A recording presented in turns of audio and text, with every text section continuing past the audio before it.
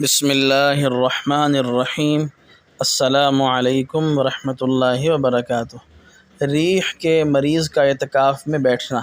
جس شخص کو ریح کے خارج ہونے کا عارضہ لاحق ہو اس کا اعتکاف میں بیٹھنا شرعاً جائز ہے، البتہ اس میں تفصیل ہے، وہ یہ کہ مسجد میں ریح خارج کرنے میں اختلاف ہے۔ بعض نے کہا کہ مسجد میں خارج کرنے میں کوئی مضائقہ نہیں، اور بعض نے کہا کہ جب ضرورت ہو تو مسجد سے باہر چلا جائے، جیسا کہ پیشاب پخانے کے لیے باہر جاتا ہے۔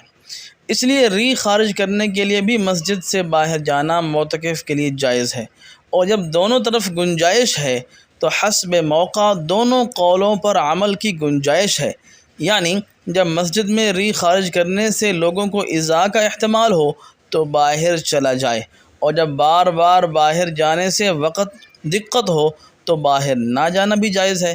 اس طرح دونوں روایتیں جمع ہو جائیں گی۔